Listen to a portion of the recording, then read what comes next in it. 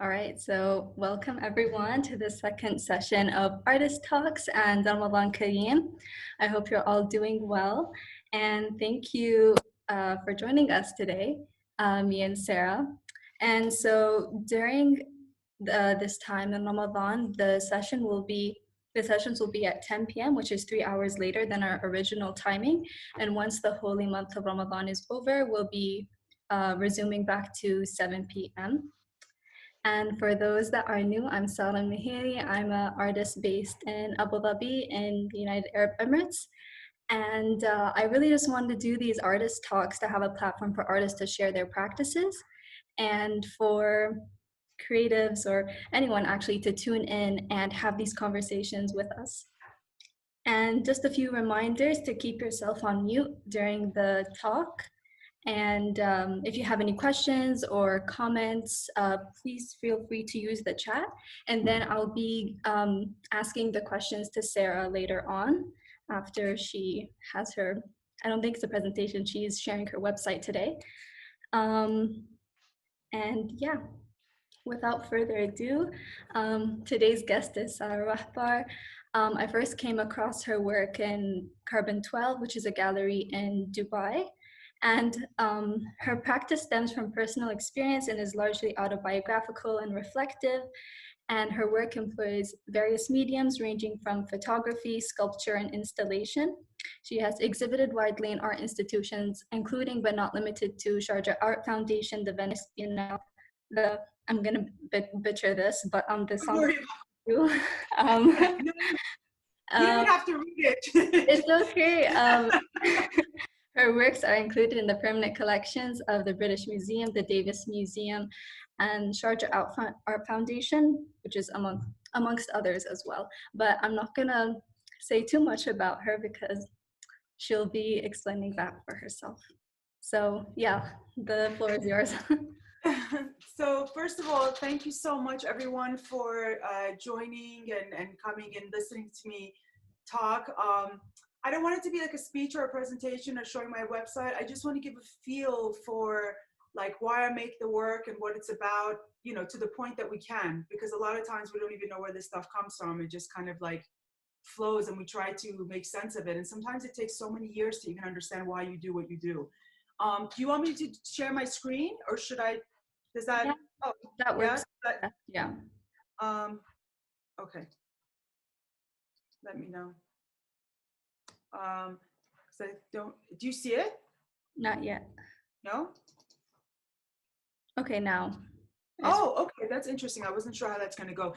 So I don't know if the images are way too small, so I might just click on one of them to get it bigger. Can you see that? Yeah. Clearly. Okay, good. So I'm just gonna, I don't think I can go through 15 years of work, so I'm just gonna kind of try to make it really short. I just brought the flag series up because it's the first body of work that I started with. And this is the last flag that I did. I'm gonna show you the first flag that I did just to give you a sense of how much it's changed. This is a body of work that I've been working on for about over 15 years. And it's basically the American flag with various objects and things that I've collected from everywhere sewn onto it. And they're all vintage and they're all used. And the last flag, just because of the state that the world is in, the state that America is in, it just became very, very militarized and dark and heavy. But when I first started this series 15 years ago, I want to show you where it started. It was a lot lighter and it was more colorful. And for me, it was just, art is just, for me, whenever I make work, it's a reflection of what's going on around me. And definitely, you know, we all know like what's going on inside of you. So this was like where it started. So you can see the transition. It went from lighter kind of like, even though I feel like this is also very heavy and dark, but then you can just see it's still like, it's a huge shift. It changed a lot and became very militarized. So this was the first body of work that I started. And just to give you a bit of my background, I was born in Iran and I escaped with my family, like a typical situation where you pay smugglers, and they, bring you over to a new country, and it's like, you almost die, and they steal everything, and the typical immigrant story. It took us 7 days on foot, and we went from Iran to Turkey to Dubai to somehow we made it to the US. And I've been living and working in New York for over 40 years. So, I think about it now, and I think of the Flag series, and I think about all of my work. I don't remember the war. I don't remember the revolution. I don't remember much, to be honest with you, like at all. Like I blacked out everything since I was 13 years old. I don't remember much, but we all know like that foundation is laid with like, it's like, I think it's like 5 years old. Like when you're born till you're 5, there's a basic foundation that's laid. And the first 5 years was war with Iraq, revolution, and complete chaos. And then, we talk about these main things that outside of your house. And then, what was going on in my house was chaos with my family, where, do we have enough money, and how do we get out of here, and losing everything. And then just that journey to America was also very, traumatizing, just kind of like the smugglers abandoned us at one point, and then they wanted more money. And then my brother was like a baby, and he was in a gym bag. It was very cold. It was like snow up to our knees. It was like all this stuff that happened. And, this stuff, I know it plays a role, but I don't consciously think about it when I'm making the work. But all of this stuff, informs you, because it's the experiences that you've had. And then I came to the US, and the US, I mean, it's been a lot of stuff has happened in the last, a lot of stuff has happened. And, I'm like a sponge. I can't just watch the news and not be affected by it. It's, everything comes out visually. Everything for me, I just, that's how I deal with the outside world and not go crazy. And not start killing people and myself, is by making the work. It's kind of like my way of like digesting it all, because I don't know about everyone else, but for me, it's very overwhelming.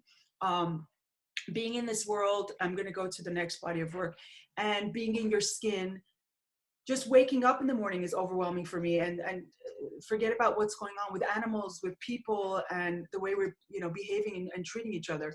So then after the Flag series, I went on to the War series, and I want to give you let's start with this one. This is a gigantic, huge heart made out of empty gas mask bags that I collected for a very long time. From bags from I don't even know, maybe some of them earlier wars, like World War II, and then it changed to like the most recent wars, like Afghanistan and Iraq. It just varied. I would literally go to flea markets, and like there'd be Vietnam. Yeah, sometimes Vietnam vets, actually, all different kinds of people that were getting rid of like their dad's stuff, their uncle's stuff, their stuff. A lot of people that went through these tragic wars didn't want the stuff. It was just traumatizing, and they wanted to get rid of it. So I would just collect and collect and collect, and this became a gigantic heart. And the titles are also very important to me, just to give you a quick background.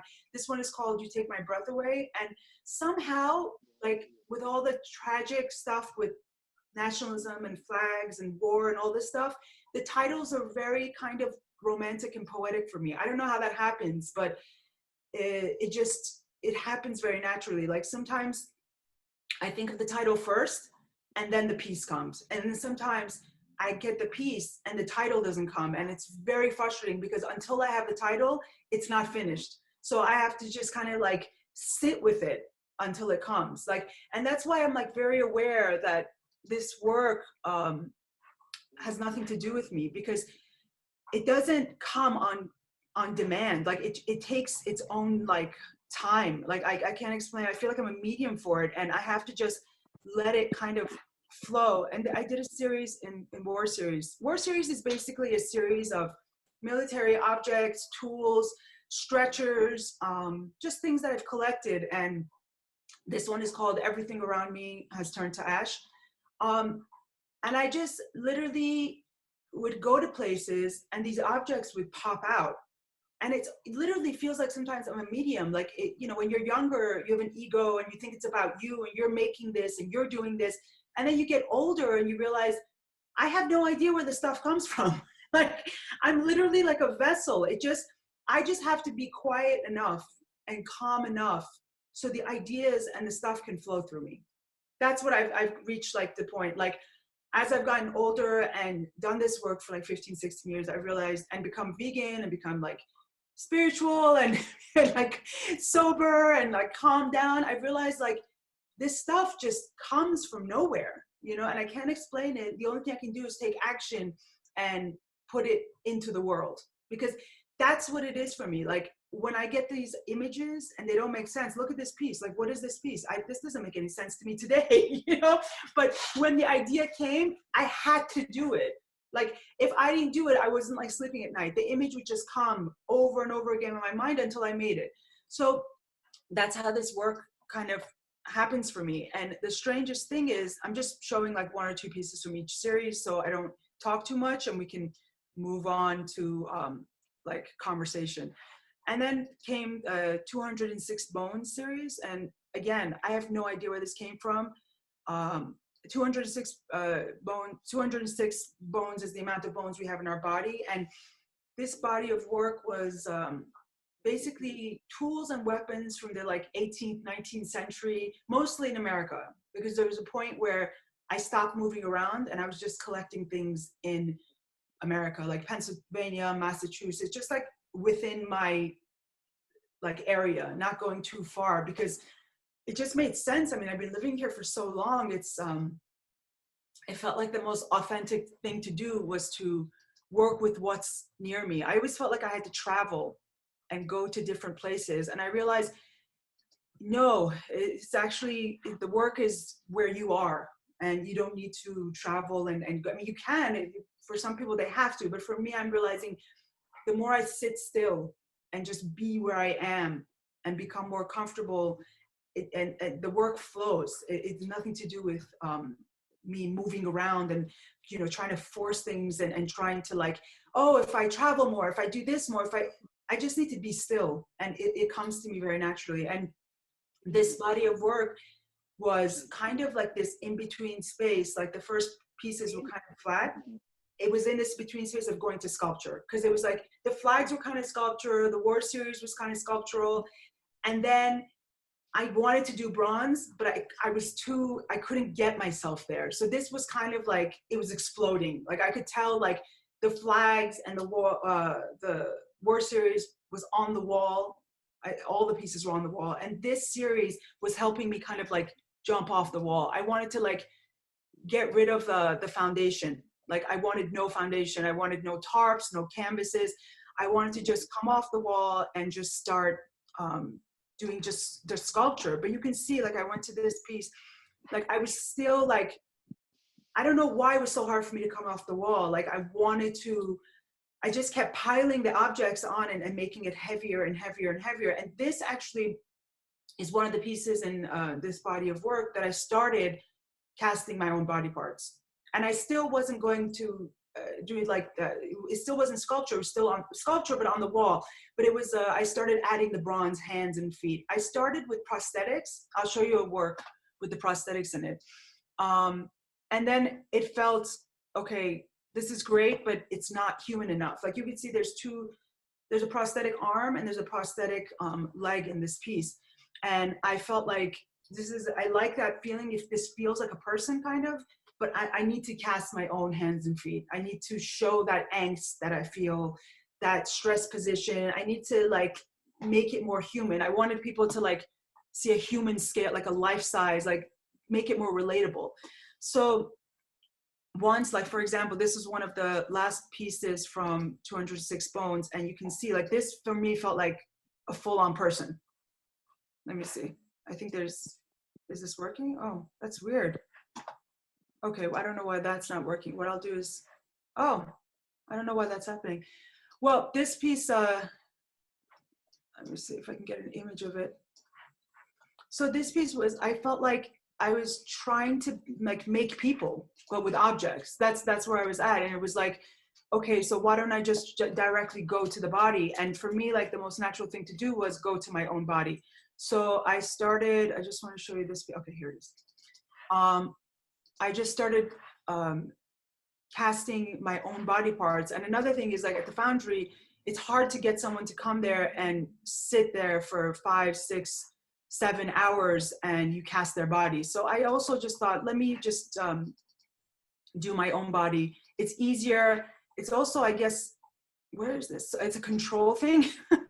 Like when it's your own body, somehow it's a little bit, here it is. This was one of the last pieces of the 206 bones, where this was a leg and then the two arms. And this one was called You Keep Me Warm in a World That Grows Colder.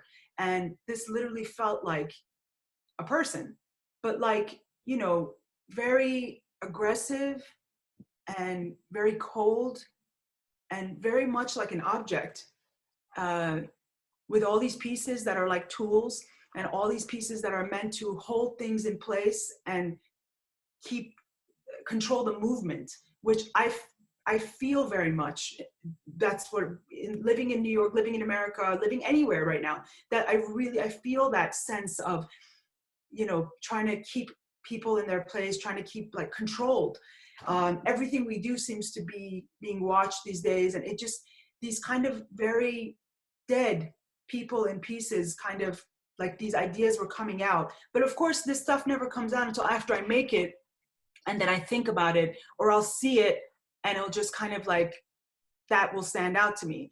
But it's not conscious. Like this one is called Divided We Fall, and it's the hands again, like lost in these tools. And there's like gun and a few weapons and things. It's always tools and weapons like intertwined together.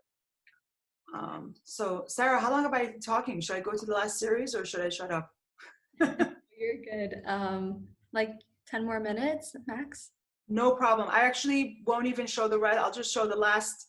I'll just show the bronze, which was where I'm at now, which basically was where I was trying to get to, I think, from the flags. I always wanted to do bronze. I always wanted to do sculpture, but I think I just had to work up that courage. And I also think, like, this is my arms cast. One's kind of in a closed, like, stretch position, and then the other one's, like, open.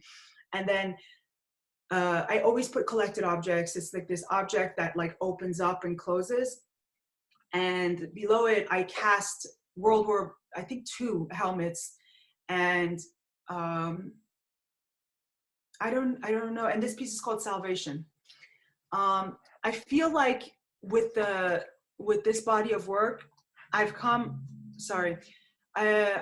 closer to, here, let me show you this one, to what I really want to say. Like, this is a full body, and it goes against the wall, like almost like it's being attacked, or, like it's this person very vulnerable in their underwear, all this imperfection. When you become close to the bronze, like there's all these lines and cuts and scrapes. I beat up my work a lot, whether it's the textiles or the sculpture.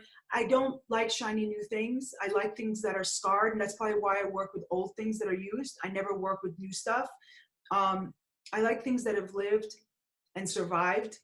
And I think life is like that. Like, I think, where no one's perfect. Life isn't perfect. Things are, you sometimes get dragged through, the mud and like hell and back. And it's like, and everyone's just trying to survive themselves and their families and their locations. And I feel like this work, I want it to be like, rough and like a reflection of what life really is. And life is fucking hard, So I try to, and then I like this piece because I feel like when you see it and it's like cut off right above the stomach, it's very confrontational. And for me, at least, it is. It makes me uncomfortable every time I see it. And then this piece, so it's all these body parts in these awkward positions. This piece is called The Victor. And I cut up the legs and I added these collected objects, and it moves. You can put it in so many different positions. And then there's like a head. And it's just interesting, this piece, like, it's like the victor. It's like, it's this like person, like still trying to defend themselves with this mask on, and literally in pieces on the floor. And it just, for me, it's such a reflection of the state that we're all in. Everyone's in like so defensive, and it's hard for people to be vulnerable and to be authentic and to like let their guard down and to like connect. And there's so much, I don't know. It seems like there's a lot of pain, especially these days. And I think the more we hold that in and the more we become defensive, the more that pain grows. If we can, I don't know, like talk about it more. Like I actually, it's one of the things I feel like with my work, I want to confront and talk about that pain and discomfort, because maybe it'll help somebody else, instead of, you know, everyone feeling like they have to hide like their flaws. They have to hide if they have depression, if they have anxiety, if they have addiction. It's, you know, shame that just comes from, you know, that place of feeling like you have to hide your imperfections. And with, I like to show the imperfections. I like to talk about it. I like to put it out, you know? So I think I talked longer than I should have, but so I'm going to end with this piece, and it's called Separation.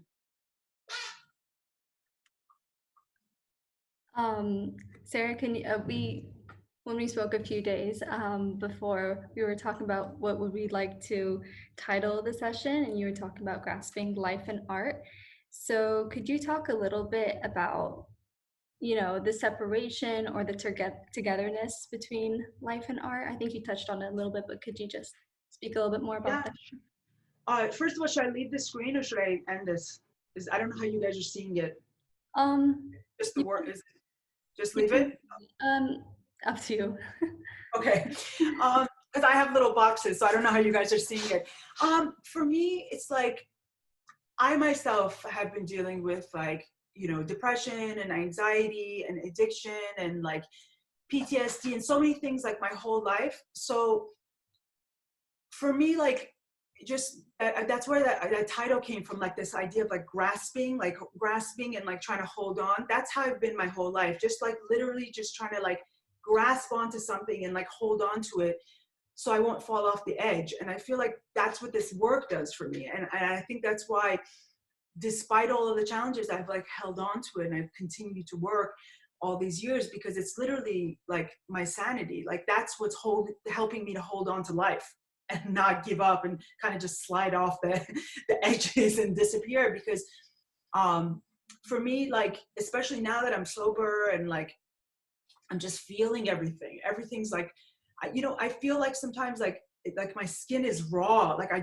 feel everything is like too much for me, if anything. Like it's just overwhelming. And when I make the work, it takes the edge off, if that makes any sense.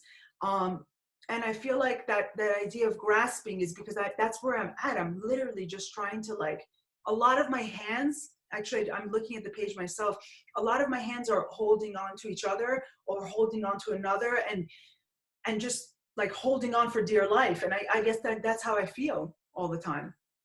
It's for me, it's you know, it's a struggle to be in this world. It's tough. Yeah. Well, thank you so much for sharing just not just your artwork, but also your thoughts and yeah, all of that. And I just wanted to say I was only familiar to your bronze casted sculptures. So to see that from the beginning and how that's evolved is really interesting. So thank you for that. Thank you. Yeah, we have a few questions from people that are joining us today. And the first question we have is, sorry. Someone's asking, Fatma Al-Meiti is asking, were there any artists you looked up to or were inspired by growing up? Well, when I first started, I was so young. And because I couldn't afford to go to art school, I had to like just go for 1 year, and it was so expensive. I had to leave. So I really didn't know much when I first started. I didn't know much about art history and artists, and I didn't really understand contemporary art. It was only later on, I think, I don't know at what point, maybe by War Series, I'm not sure, that I started like really understanding like art history and like picking up on you know, different artists and things like that. And I think there's so many. This is such a tough question, because it's like, you know, from like Francis Bacon to like Goya to Lucien Freud to like, you know, the artists like that are tiered, like Kiki Smith or Louis Bourgeois. There's such, or like to younger artists than me, and there's such a range. And for me, like, I have no favorites. Like I love And it's like music, like like you always like one song from, it's not like you love the whole album, but like you know what I mean, like you go, for me at least I'm like that. My music is even like, I'll like country music, and then I'll like Pink Floyd, and then I'll like, it's so it's like endless, and there's always something that I like from someone. So it's such a tough thing to really touch on. Um, Isabella is asking, sorry, can't get her in. When you say you feel like you are a medium between the work and something else, do you have any more thoughts on what the something else might be or where it comes from? A cultural memory? Do you feel any pressure bringing this thing out of the other and into a realm where it gets interpreted by an audience? Do you Um, see the the audience. Let me. It was a heavy question, so I'll answer the last part of it. The audience part, I feel like once you make the work and you put it out into the world, what people think of it and how they respond to it's none of my business. It's not mine anymore. Like, it's out there, and I want people to add their own stuff and take their own meaning. I think I want, for me, like, good work is like layers upon layers upon layers. And I'm not here to brainwash anyone. I'm not here to, like, impose. If, of course, we have an artist talk and people ask, I'm like, this is what it was for me at the moment when I made it. But then it's out in the world, and you want people, like, think about all the artworks that we see in museums and stuff. We don't always know what the artist, intended. We take it on and make it our own, and that's why it's so amazing, because you can walk through this museum, and for me, I go through like such a range of emotions because each one means something different, for me. So that part of it, the audience part, it's like, it's beyond me. I'm not trying to control anything. I can't, and it's none of my business. The first part, it took a lot. I think it's like age, like I'm 44, and it took a long time to, like I said, like, I had to put a lot of stuff away, like not eating meat, not drinking, really becoming centered and clear and clean, and really starting to understand, like, the bigger picture, really starting to understand, like, there's energy. It's energy. I'm not a religious person. I don't believe in organized religion. I don't believe in nationality. I think it's ridiculous that we have to pay to live on this planet. We're the only species that do that. I think we're all related, I'm the same as my dogs, as a worm. Like, we're all in this thing together, and it's all this, it's energy. It's this big floating ball, and we're all sticking to it and somehow surviving. And that's insane to me. And I don't know how that's happening. And I don't want to make up anything to make myself feel secure and safe. I'll know when I'll know. And there's a lot of things that I can't explain, like where the work comes from. It's this bigger, it's energy. It's energy. I feel like I'm a vessel because I can't understand. I can't make sense of these ideas. It's just flickers of images. It's come to my mind. And if I don't take action, it doesn't let me sleep. Like, that doesn't make any sense. And I've been doing this since I was a kid. I wouldn't have chosen this on my own. I'm going to be honest with you, Sarah. It's been really tough. Like, it's a gift. I'm so grateful. I'm not trying to, but it's very tough. In this world, in this art world, like, being an artist, like, unless you have success from the beginning, or you have some kind of financial backing, it's a tough world to, like, survive. I wouldn't have chosen this. It just, there was nothing else I could do. But in a sense, it's also working and sharing this, adds to that and brings these conversations to the forefront. So thank you for that. There is also a question asking from Mariam, do you think the title completes the work? And I'm going to add a little bit to that. You said that you collected a lot of your objects for your artwork. I'm wondering, how do you collect text as well? Or is that part of the process? I used to write poetry, and I used to write a lot, and the beginning, it came from that, and then later on it just took on a life of its own. And if I'm reading something, if I'm listening to a song, if, like, it just flies, it just comes from everywhere. And for me, it completes the piece. I can't do untitled. I can't do no.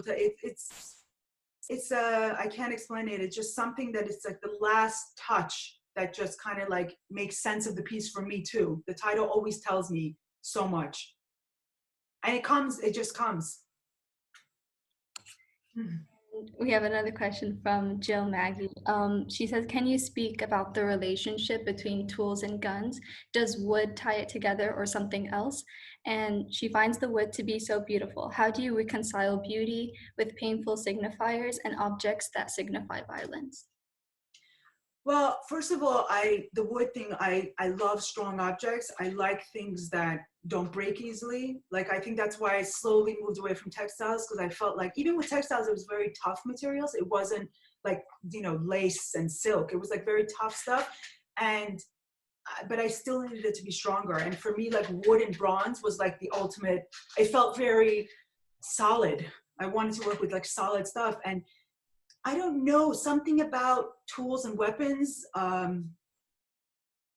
they connect something for me. They connect the dots for me. And when they come together, especially with arms and legs, it just tells that bigger story for me of what our life has become about. It makes sense for me. It just really, it kind of like, yeah, it just makes sense. Was there a third question between that? I feel like there was a third. Um, I think it was the relationship between tools and guns, and how do you reconcile beauty and painful signifiers? Oh, right.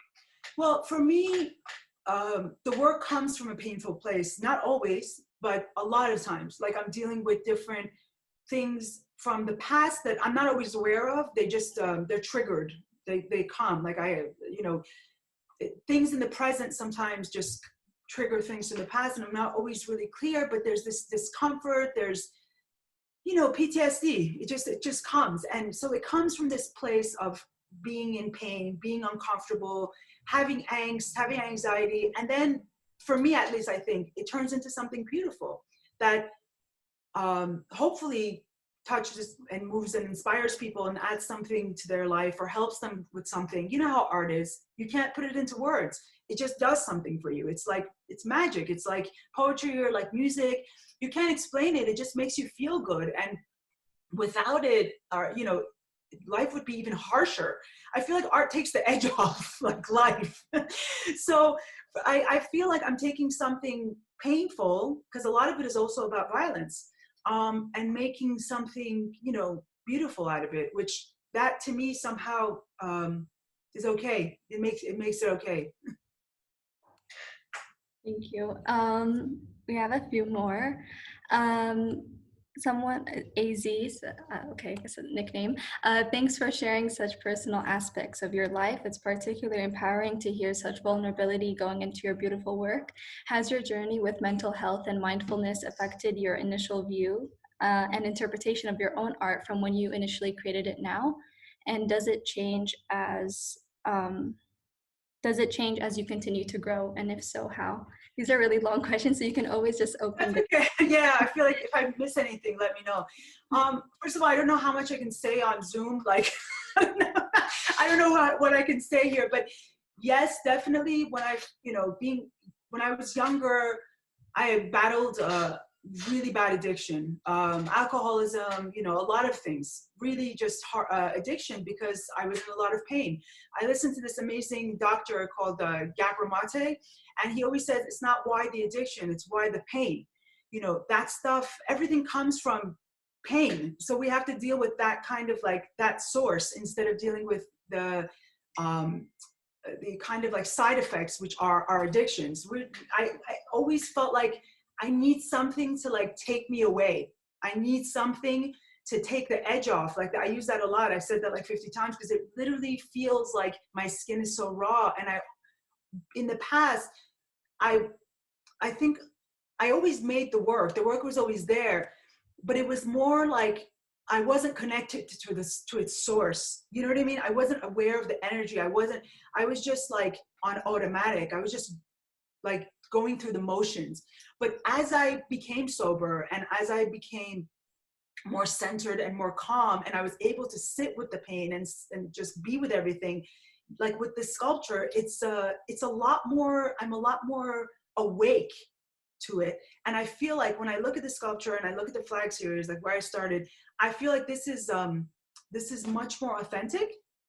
Not that that was bad and this is good. It's just, I just feel like I'm able to shed so many layers, you know, and I want that now. Before I was like terrified of that. It was so much shame and so much, you want to hide that stuff. You don't want people to know you're, you know, uncomfortable in your skin, you're insecure, you know, you have anxiety, you have like depression. It was always stuff. I mean, when I was growing up, it was stuff that you hide, you know, and then I learned you're only as sick as your secrets, and I have to share. And why am I even doing this? In order to be able to, like, I remember the first Louis Bourgeois interview that I saw, I was like, oh my God, like it explains so much stuff with my father and my issues with him. And I was so grateful that she could be so honest. And I wish, you know, I wished all the artist interviews were that honest and that raw, because I want, at least I want my work to be about life, about real stuff, and not like intellectualized, kind of like abstract and decorative. I wanted to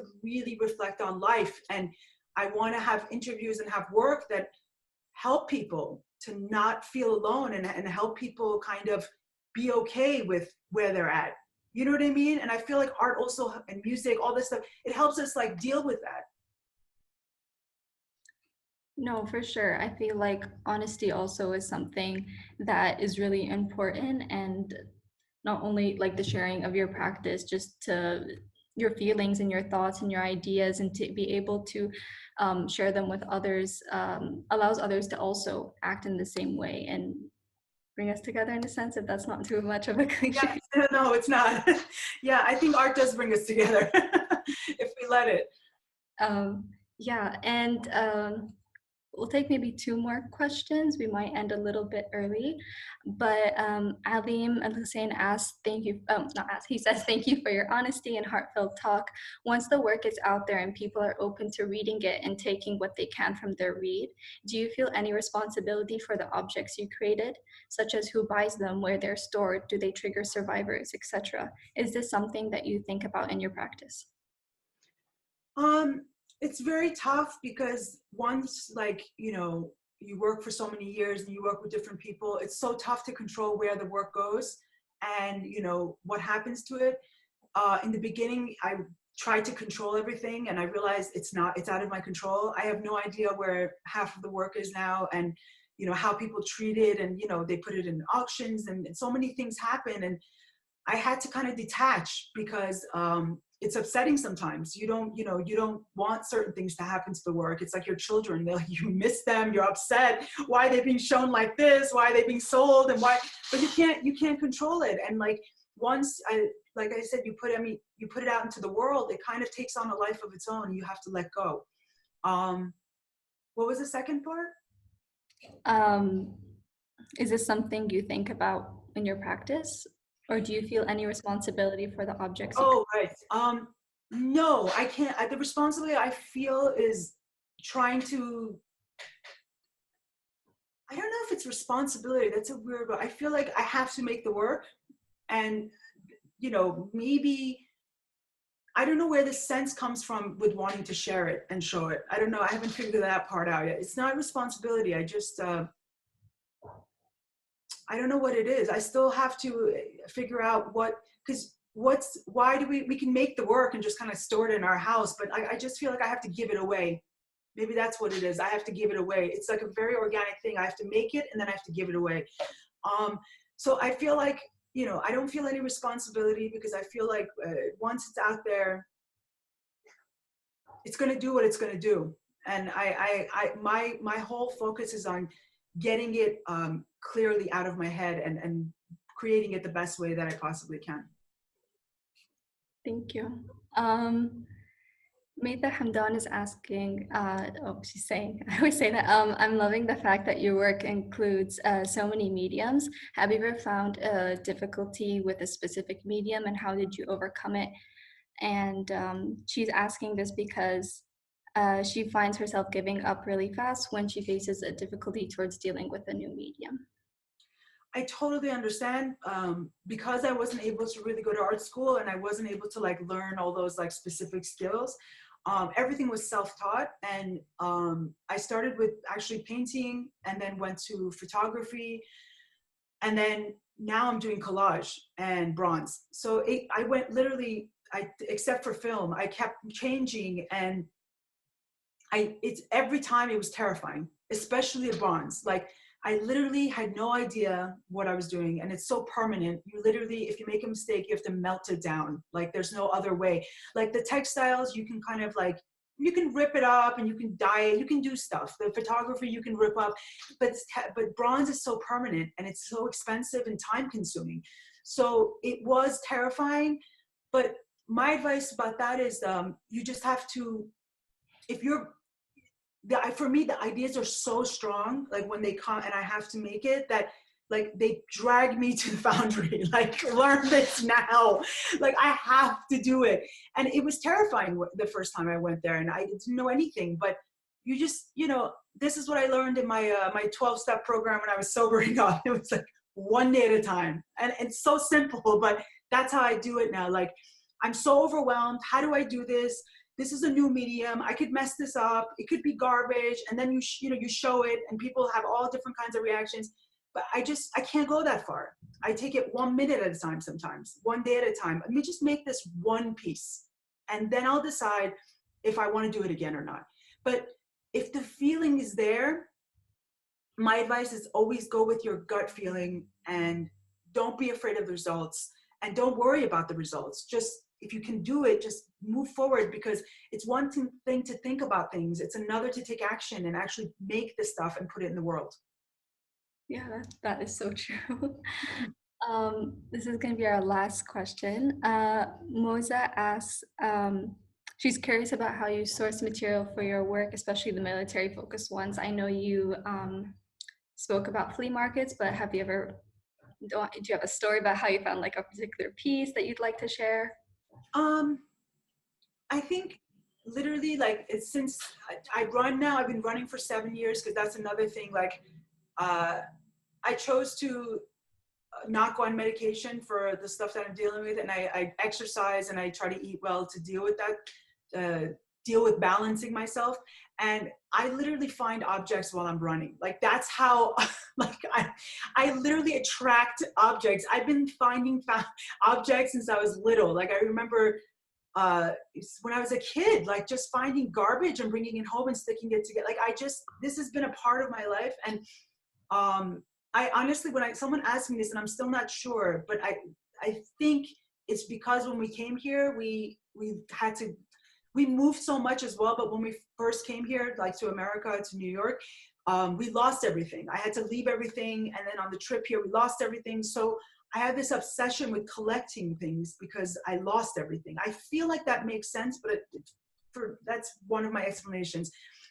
And so for me, the objects come from everywhere, because I'm always looking for it. And either when I'm not, it falls into my lap. So like from flea markets to, I'm going to the supermarket, or I'm running, or, even sometimes I have specific things in mind. Like I'm looking for old guns, old hammers or something. Like I'll look online too, but it's very tough for me to do the online thing, because I need to see it. I need to touch it. I need to feel it. I don't know, it's energy. I need to see the texture. I can't, that's when I know, I have to touch it. So, it comes into my life somehow, but I'm always looking. Actually, we have one more question that was just No sent, problem. but then we'll end it there. Simran, I'm sorry if I'm not pronouncing your name correctly, but she asks, or he asks, there are some paradoxes in your work between the materials you use and the forms you make. Can you explain further about that? Between the materials I use and the forms that I make? Yeah. That's what the question was? In the work, yeah, between the materials you use and the forms you make. Yes, correct. I'm not sure how to answer that. what, I didn't even know there were paradoxes between the forms that I, all I can say about that is it doesn't always make sense to me immediately. Like there are pieces, like the confession series, I remember just having this feeling of, I want to cast my hands, like in this position. I didn't even think, okay, should I do the whole arm? Should I, do my legs? Am I going to attach it together? It was just, I want to cast my hands in the stress position. How do I do that? So I found the foundry and I went and did it. After like 10 years of casting different body parts and sticking them together, I look at like the series and I'm like, oh, these are people in pieces. Like I've never done a full body. It's all like people in very uncomfortable positions in pieces. It almost looks like I feel like my work looks like the aftermath of a war. You know what I mean? Like what remains.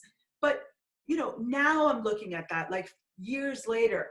I don't always know or always even consider or think about, is this making sense? Is this a paradox? Is this like, it'll take on different definitions and different layers and people have different interpretations for it. And I've gotten good and bad, a lot of angry people with the flags and the war stuff. And then a lot of positive responses because they're all putting on their own filters and their own layers. For me, none of it comes from hate. None of it comes from anger. None of it comes from, you know, being against any one thing or any one person or race or nationality.